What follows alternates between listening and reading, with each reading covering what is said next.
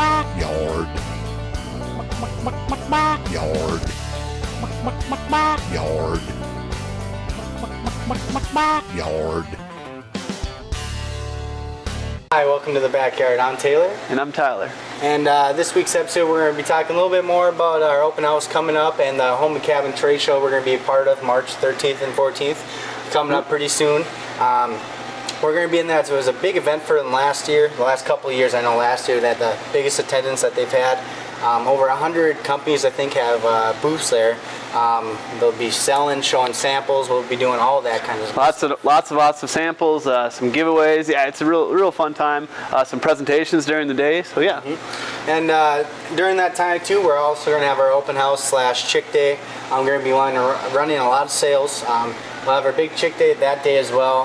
That we get from our chicks from Hoover's Hatchery. We talked about them last show a little bit. They're out of Iowa. They've been in business since 1944. So they've been doing it for 71 years, I think it has been. But yeah, they do a good job. We're going to be doing that. We're going to have other sales on our dog food, dog treats. There'll be sales in store. Probably have some free food here for you too. That will be on Saturday, March 14th for our open house. Check out the trade show after you're done. Stop on out, see what we got, and enjoy some food while you're at it. We got this meat bird crumble right here. The reason we got this bag out is we talked about broilers and layers last episode, so we're going to talk about ducks and geese, turkeys, guineas, pheasants, kind of everything else you can get from Hoover's. This meat bird is good for just about anything. You see right on the front there, you got your turkeys, your geese, your ducks, and there's even a pheasant down there. But we'll start with ducks and geese. You can start your ducks and geese out on this 22%. It has to be natural. Unlike chickens, they don't handle amprolium very well, and they're very hardy birds, so they don't coccidiosis isn't really a factor with ducks and geese. So you want a natural feed. A lot of people like a crumble. They need some plant protein in there. This has all of that. So up to the first 4 weeks for ducks, you can do this meat bird crumble. After that, you can do 20% all-purpose bird. We don't have that here. It looks just like this, a little different color. If you want to go with a little bigger bag, we have the 20% broiler. We're working on switching over a few ingredients, so we'll have a 20% all-purpose in a Valley Ridge bag too. Don't feed the amprolium or any medication to the ducks and geese. The other thing is grit is recommended. For turkeys are a little different. When you start them out, you're going to want a higher protein, 28%. We use a pheasant starter. That'll work for them. One thing with the turkeys, as soon as you get them, you want to grab the beak, dip it in water. You got to show the turkey where that water is. When you're feeding them, some people, we want the bright feeders, kind of like these. But some people put Christmas lights around there. Some people put bright colored marbles. They jazz it up a little bit. Yeah, anything to get that turkey, entice that turkey to get over there. Turkeys do take a little more care too than your other birds. It seems to be like you have to dip their beak in water, go through a bunch of other different steps, and so they will handle a little more care than other birds. So about 28% pheasant starter for about 8 weeks. After that, from 9 to 12, you can switch to this meat bird crumble, 22%. Start sprinkling grit over it right away to about 1 pound per 100 birds twice a week. After that, after your 12 weeks, you can go down to that 20% all-purpose bird. So with this feed, you can really do a lot. Pheasants, you're going to use that 28% pheasant starter, then you're going to go to the meat bird, then you're going to go to the all-purpose.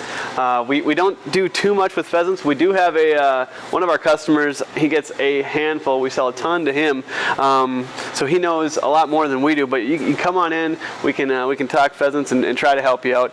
But you start with your pheasant starter, you get down to this, and then you just drop your protein a little bit. One thing with the pheasants, make sure they have enough room. When they're young, it's like 1 square foot, then up to about 4 square foot after about 6 to 12 weeks of age.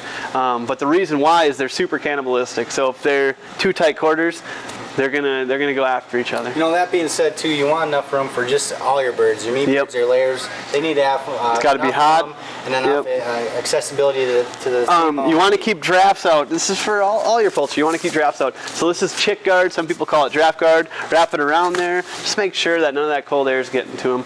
And then guinea geese. I think they're probably my favorite bird.